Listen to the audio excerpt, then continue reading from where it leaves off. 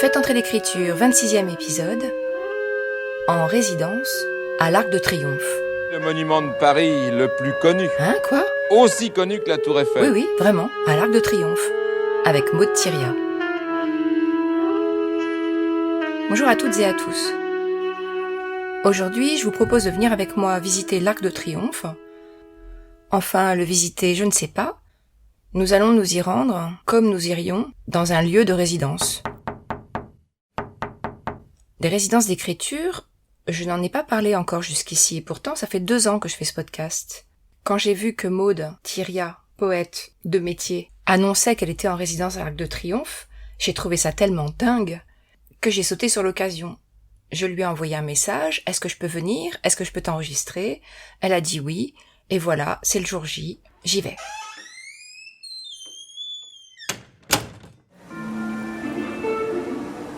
Pour voyager en toute tranquillité, nous vous invitons à faire attention à vos sacs, téléphones ou tout autre objet personnel.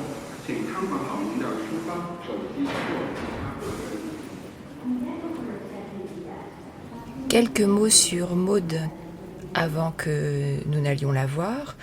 Pendant que la foule de touristes se presse sous l'Arc de Triomphe et que je l'attends, eh bien, je peux vous dire par exemple que j'ai rencontré Maud la première fois à la Maison de la Poésie parce qu'elle organisait une soirée consacrée aux femmes afghanes et que nous étions plus d'une dizaine de femmes à lire des textes.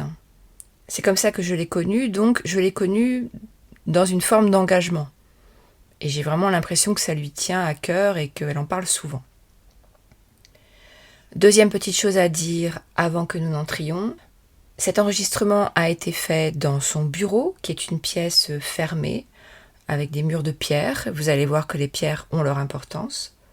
Il y avait un mouvement continu de soufflerie, je pense, d'aération, que je n'ai pas pu supprimer totalement ensuite. Donc, chaque fois que Maud parle, on perçoit ce petit bruit et je vous invite à essayer de l'oublier pour nous concentrer uniquement sur ses paroles. Merci d'avance. Oui, je suis dans le sous-sol, là, dans le couloir. Ok. D'accord, ok. D'accord, ça marche. Je le fais. Ok, à tout de suite. Maud descend, elle vient me chercher. Je dois échanger mon passeport contre un badge. Tout cela est très sécurisé. Il y a beaucoup de monde. Nous franchissons des barrières, nous entrons, nous prenons un escalier et enfin, au bout de quelques étages, nous arrivons là où elle écrit. Alors évidemment, la première question que je vais te poser, c'est comment t'es arrivée là ? Qu'est-ce que tu fais là ? Parce que moi, j'ai juste vu passer une information Maud Thiriat en résidence à l'Arc de Triomphe. Ça m'a laissé les yeux écarquillés. Donc, comment ça se fait que t'es là ? Alors, on m'a appelé au téléphone pour me proposer cette résidence. Donc, au départ, j'ai même cru que c'était un peu une farce. Enfin, voilà. Donc, j'ai été sélectionnée pour être la poétesse 2025 de l'Arc de Triomphe. Donc oui, enfin voilà. Et puis en approfondissant un petit peu la chose, c'était le Printemps des poètes qui me l'a proposé. Donc déjà, c'était un organisme un peu sérieux.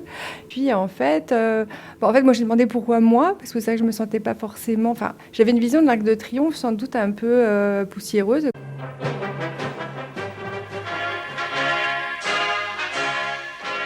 Du haut de ses 50 mètres, l'Arc de Triomphe de l'Étoile domine la plus célèbre et sans doute la plus belle perspective urbaine du monde. C'est en 1806 que Napoléon, fidèle à l'antique tradition des empereurs romains, décide de faire élever à sa gloire et à la gloire de ses armées un gigantesque Arc de Triomphe. Puis en tant que Parisienne, j'étais jamais entrée dedans. Enfin, donc il y avait un côté assez mystérieux et emblématique de la nation, enfin qui, je sais pas, pour moi en tout cas, ou guerrière, enfin puisque c'est triomphe, enfin voilà. Donc je me suis posé la question pourquoi moi. Donc je leur ai posé en fait la question pourquoi m'avoir choisi moi pour être ici. Et là ils m'ont dit qu'en fait ma poésie parlait beaucoup de la mémoire et des pierres. Et alors je me suis dit que déjà qu'ils avaient lu ma poésie, c'est le problème. Voilà, c'est déjà ça. Et puis non, mais je dis ça en rigolant, mais oui, en tout cas ils connaissaient un peu ma poésie. Et puis je me suis dit pourquoi pas tenter l'aventure, parce que j'aime bien me déplacer en fait dans différents lieux qui a priori ne sont pas forcément des lieux, soit que je connais, soit que j'apprécie d'emblée. Enfin, j'interviens en prison, comme tu sais, à l'hôpital, en gériatrie. Enfin, je suis intervenue dans pas mal d'endroits qui, a priori, même en haut des falaises, alors que j'ai le vertige. Donc, finalement, peut-être que je vais chercher la difficulté. Alors là, on est venu me chercher. C'est assez rare pour une résidence, qu'en général, on remplit quand même beaucoup de dossiers et on est rarement pris. Donc, j'ai accepté en me disant, on va voir ce que ça donne. Sachant que j'ai une carte blanche. Ça veut dire que tu n'as pas besoin, par exemple, de faire d'atelier, de restituer des choses. Comment ça se passe? T'as un petit cahier des charges quand même? Oui. Alors en fait, surtout le but, c'est d'écrire un texte autour de l'Arc de Triomphe. Ce qui, d'emblée, n'était pas évident pour moi. Voilà. C'est ça qui aussi me posait un peu question au départ.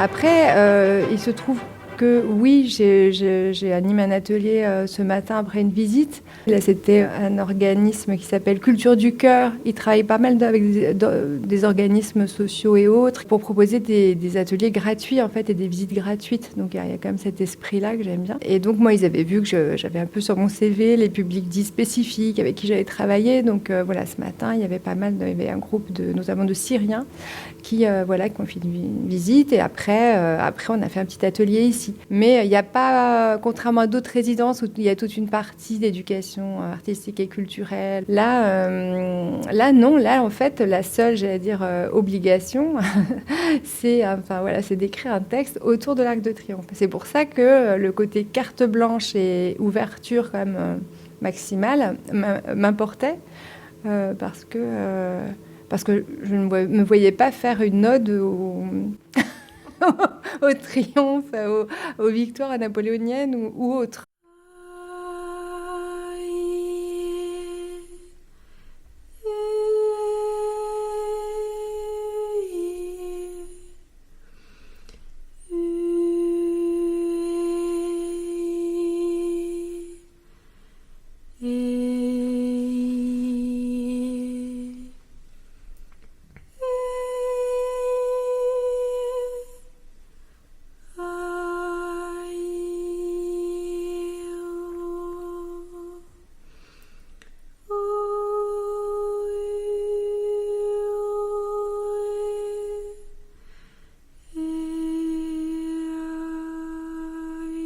Il n'y a pas que ça, parce qu'il y a aussi évidemment le soldat inconnu, il y a d'autres... finalement, c'est un monument qui a mis 30 ans à se construire et qui ensuite a eu des plaques au sol pour d'autres choses que les victoires et les triomphes de Napoléon et compagnie. Je vois que tu t'es un peu rencardée sur l'histoire. Ouais, il faut bien. Avant qu'on continue sur cet Arc de Triomphe lui-même, est-ce que tu pourrais me parler plus globalement des résidences? Alors, la première fois que j'en ai fait une, c'était au moment du Covid. Parce que j'étais... Oui, alors bizarrement... Moi, j'aurais dit avant. Non. Mais en fait, j'ai commencé tard à écrire. Je suis une jeune poète, malgré l'âge. Non, mais mon premier livre est sorti en 2017. Donc, en fait, c'est relativement récent. Et j'enseignais à l'époque le français langue étrangère, le FLE, dans un Greta à Aubervilliers. Et auprès de publics essentiellement réfugiés politiques, des migrants, pour qu'ils aient une régularisation de leurs papiers, prolongation de titre de séjour, etc. Donc j'étais dans le Greta depuis 2 ans, et puis tout d'un coup, comme c'était un public adulte, ça a fermé. Et comme ça a fermé, je me suis retrouvée à ne pas pouvoir travailler en télétravail, parce qu'évidemment, ils n'avaient pas d'ordinateur, toute la technologie pour moi de mon côté, oui, mais pas eux. Donc de toute façon, il n'y avait pas de possibilité de cours à distance. Et c'est à ce moment-là, en fait, où je me suis retrouvée sans rien et je me suis dit, mais qu'est-ce que je pourrais faire d'autre au niveau de l'écriture? Et j'ai entendu parler d'une résidence Île-de-France, ce qui m'arrangeait parce que, ayant des enfants qui étaient encore assez petits, partir en résidence 1 mois ou 2 en France un peu éloignée, c'était compliqué. Je lui demande alors Comment elle a eu l'information? C'était par une poétesse, en fait. Forcément, j'allais dire, c'est souvent les femmes qui se refilent les tuyaux, surtout quand elles s'occupent des enfants. Donc, c'était un peu ça. Et là, je me suis renseignée et j'ai postulé pour une résidence Île-de-France. Donc, ça, c'était que j'ai obtenu.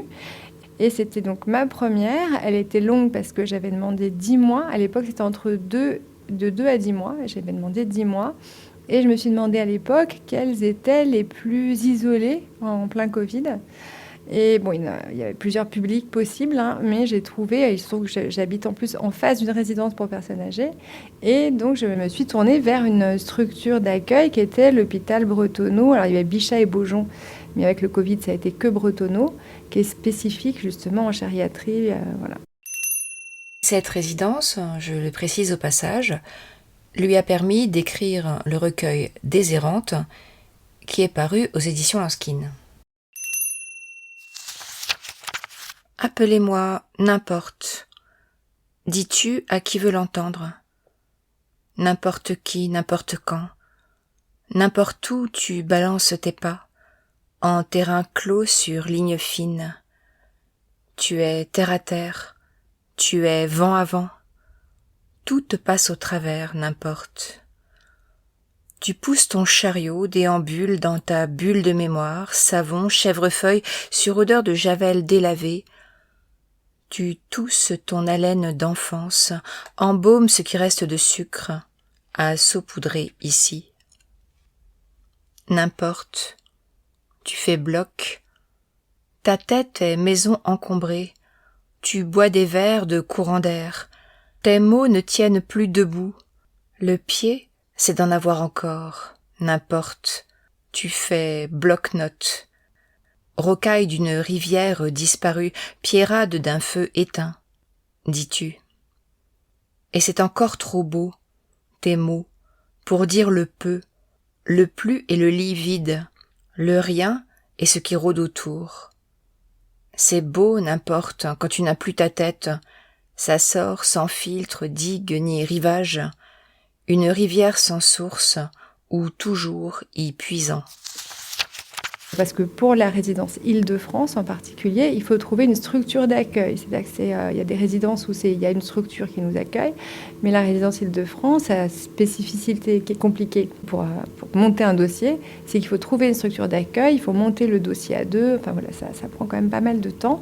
Mais ensuite, c'est vrai qu'on est rémunéré donc, sur 10 mois, de manière régulière. En général, globalement, les résidences, c'est 2 000 € brut le mois. Je parle argent, ça y est. T'as raison, voilà. Continue. Non, il faut savoir. Et qu'en général, c'est à peu près 70% du temps de la résidence consacrée à l'écriture pour à peu près 30% d'éducation artistique et culturelle. Voilà. Après, il y a toujours des ententes, il y a des structures qui vont demander plus, parfois moins. Enfin, c'est une question de relation. Moi, en gros, j'y allais souvent 2 fois par semaine à l'hôpital. Mais résidence ne veut pas dire dormir sur place. Parce que là, en Île-de-France, de toute façon, j'habitais à Paris, c'était à Paris, et j'allais pas dormir à l'hôpital. Donc, Et là, tu dors pas dans l'Arc de Triomphe. Et là, j'ai demandé, mais l'Arc de Triomphe, non, c'était pas possible. Je me suis dit, une nuit au musée. Et non, je pense que c'est trop symbolique, j'allais dire, de la nation. Il y a une sécurité, tu as vu, quand même assez accrue. Enfin, c'est compréhensible, hein, mais... Avant qu'on continue, tu avais déjà publié, parce que là, tu dis Oui. que tu faisais du FLE, puis tu enchaînes Oui, sur la résidence, oui. mais évidemment, tu avais déjà publié, sinon tu n'aurais pas pris en résidence, j'imagine. Oui, donc j'avais publié à l'époque 2 livres. Mesure au vide en 2017 et Blocos en 2020. Voilà, Blocos comme ici. Voilà, ça fait résonance. Justement, son texte Blocos se trouve dans cette pièce dont je n'ai presque rien dit, mais qui est sans fenêtre, qui est comme une sorte de grand rectangle de pierre. Et à ma demande, Maud Thiriat m'en lit un extrait. Comme étrangère, cette terre où tu reviens toujours, te blottir, te bloquer, le dos, les mains, les os, tapis. Comme étrangère, cette terre où tu penses trouver l'ombre, une cachette d'ombre et de paix, mais où tu ne fais que t'enfouir encore davantage, en toi et en terre, Lorraine blessée. Depuis toujours, tu t'agrippes aux textures rugueuses, Crépi jaune des murs de la maison. Béton brut du blocos, à ce qui pique et étrangle ta langue au fond de la gorge. Ortie, ronces barbelées. Morsure du temps sur ta peau déjà rougie. Depuis toujours, tant de guerres avant toi, que déjà toi en es tout rempli. Tu portes les ombres de tous les réfugiés là, du blocos et d'ailleurs. Tu sens leur voix en toi, et leurs ailes de fantôme te poussent parfois dans le dos. Sans doute son nom y est pour quelque chose. Ça te déchire de l'intérieur. On dit que tes muscles et tes os ne grandissent pas ensemble. Est-ce à dire que l'os va percer la chair, que des ailes vont pousser dans ta nuit ? Maud Thiriat me raconte ensuite qu'elle s'est retrouvée, sous des formes différentes de résidence, le long du littoral normand.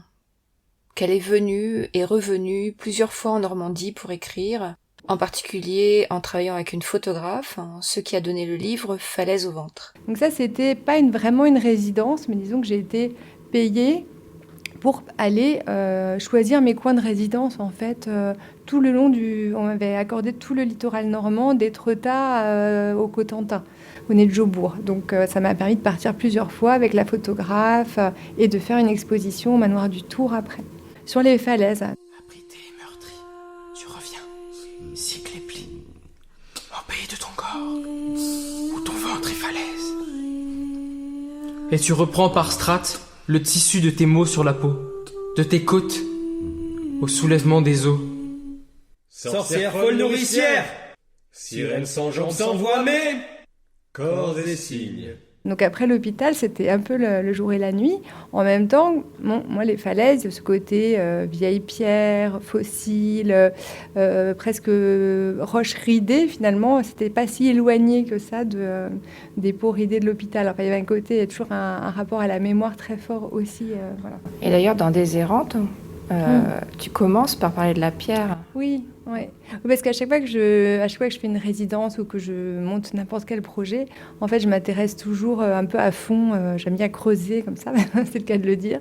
Et en fait, j'avais lu quelques livres de géologie et j'étais tombée sur ce terme de pierre errante ou bloc erratique, qui sont en fait ces blocs de pierre qui ont été arrachés au Quaternaire par des glaciers. Et en fait, les glaciers fondants ont charrié sur des centaines de kilomètres parfois ces blocs de pierre, puis ont fondu, se sont évaporés plutôt. Et puis, finalement, on trouve des blocs calcaires dans des régions granitiques et inversement, un peu comme le Gros Caillou à Lyon. Bon, là, ça se voit parce que c'est en pleine ville, mais il y a plein de régions comme ça où on trouve des pierres qui n'ont rien à voir avec leur milieu d'origine.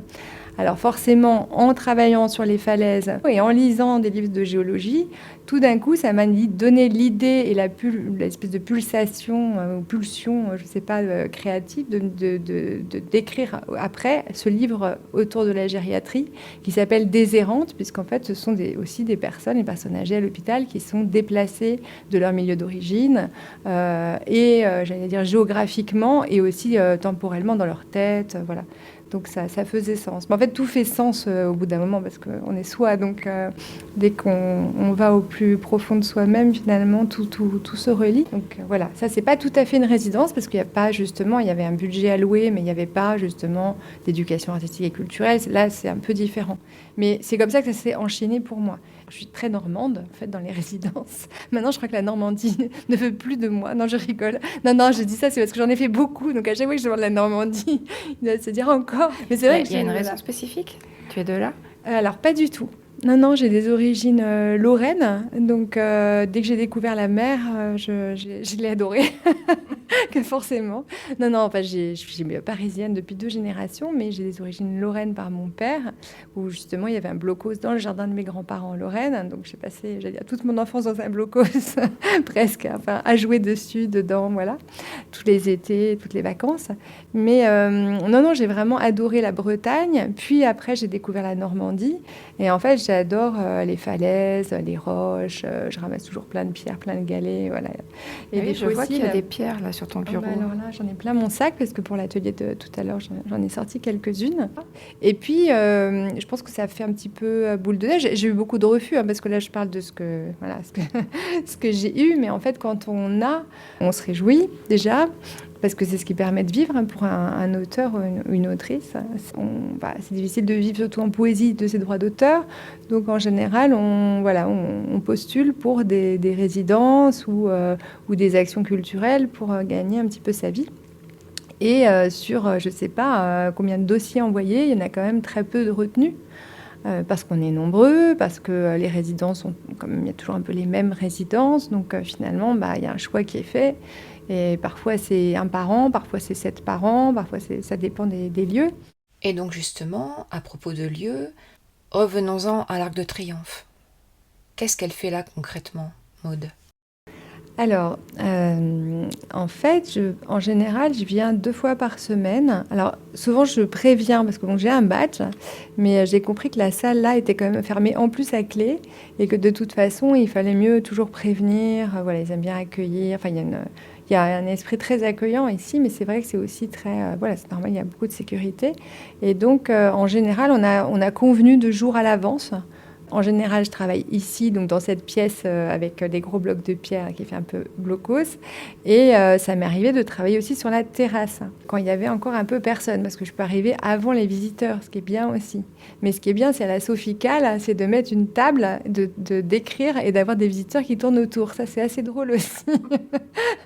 Donc, tu l'as fait ? Je l'ai fait, oui, je l'ai fait. C'est pour ça que j'en parle. Je l'ai fait. Il faisait très chaud, donc j'ai même pris un coin à l'ombre. Et voilà, donc il y a une vue 360 degrés que tu verras tout à l'heure, qui est absolument magnifique. Mais c'est vrai que c'est pas mal de passer du jour, du plein ciel, en fait, à presque quelque chose de tellurique, ici, au milieu de la pierre. Et évidemment, au bout d'un moment, je lui demande si elle arrive à écrire, dans cet endroit un peu étrange et écrasant. Alors, pour le texte... En fait, au début, j'avais un petit peu de mal à savoir où j'allais aller. Je ne savais pas trop par quel axe commencer. Et alors, je me suis dit, je vais faire des recherches dans, je sais pas, des multiples. Alors, avant de venir, quand même, je m'étais dit, et alors, il y avait forcément des documents dessus, je m'étais dit, quand même, j'ai beaucoup aimé quand Christo a empaqueté l'Arc de Triomphe. Ils sont arrivés comme une grande armée sur l'avenue du même nom. 90 cordistes et 45 charpentiers de Paris, prêts à jouer les alpinistes sur l'Arc de Triomphe. Les derniers préparatifs ont eu lieu samedi 11 septembre. 7 la jambe, 8 la voûte, 9 la jambe. On suit Sébastien et on monte tous ensemble les uns après les autres. Donc j'avais demandé est-ce que ce serait possible d'avoir des documents dessus. De mon côté, j'avais commencé déjà à lire quelques petites choses. Et puis surtout, j'ai demandé est-ce que ce serait possible d'avoir un bout de toile. Est-ce qu'il reste un bout de toile de Christo ? Et là, la personne qui m'a proposé la résidence m'a dit oui, il reste de la toile, donc je vous l'apporterai. Donc sur la table là en bois, un jour était étalée comme ça cette toile tissée en fait.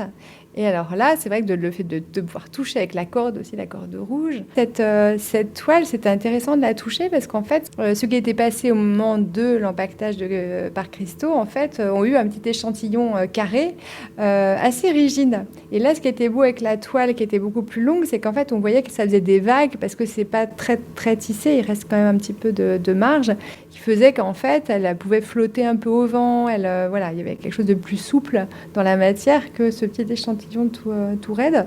Ce qui, moi, m'a plu, parce qu'en plus, j'ai vraiment un rapport au toucher assez fort. Et alors, au niveau des pierres, le toucher est important, mais au niveau de la texture de la toile aussi, c'était intéressant de pouvoir vraiment la toucher, voir son tissage aussi, parce qu'il y a un côté qui est bleu. Et en fait, le côté qui est argent, c'est parce qu'en fait, une fois qu'elle était tissée entièrement bleue, il a fait pulvériser de la poudre d'aluminium. Le travail a duré des heures. Ils ont patiemment recouvert 14 000 mètres carrés de surface. Les passants n'en croyaient pas leurs yeux, même si certains se souvenaient de l'emballage du Pont-Neuf par le même artiste, Christo. Donc voilà, j'ai lu des choses dessus. C'était assez passionnant en fait. C'est toujours intéressant d'avoir des pistes de réflexion, des choses qui a priori m'intéressaient au départ, mais après de me dire tiens, je vais lire aussi les livres devant moi, puis de tomber sur des mots autour même du rayonnage de la flamme, les sentinelles de l'invisible, des termes comme ça qui forcément, sans doute parce que je suis poète, mais vont me toucher, me parler, m'interroger. J'ai lu des citations sur les pierres qui crient aussi. Donc forcément, tu me connais, ça fait partie de mon texte. Donc je prends comme ça des citations de livres. Et le fait d'être dans le lieu, de m'imprégner de textes.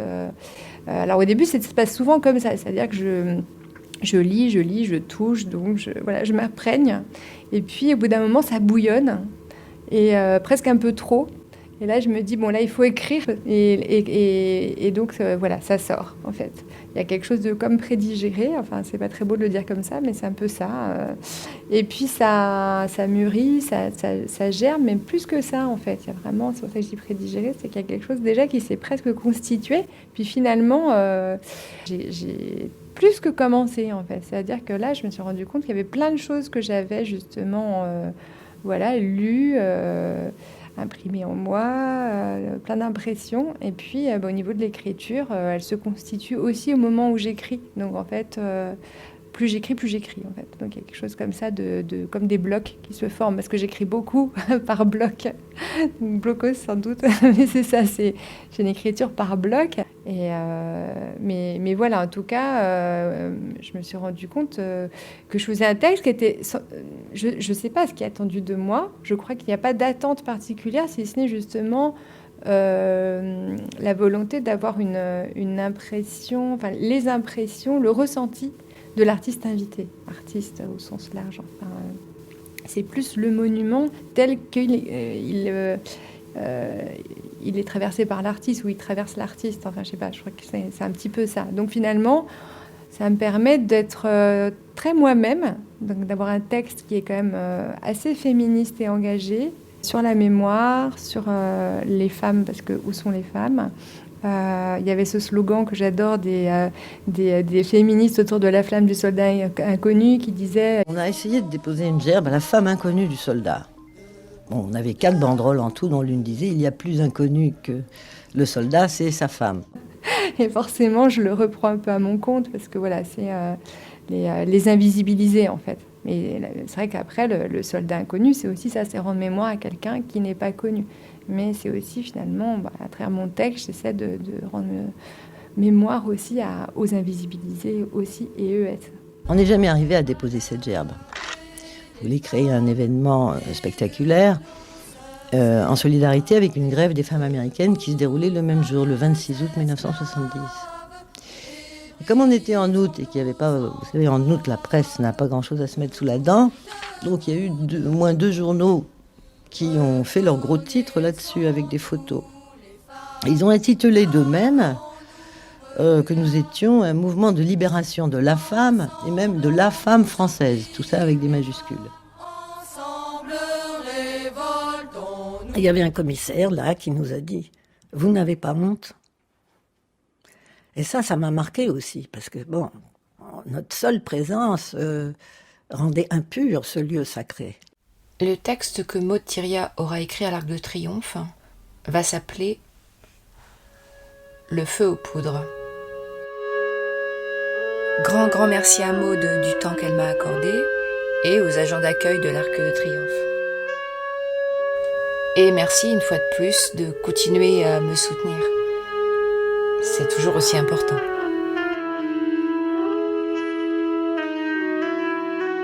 À bientôt, au revoir.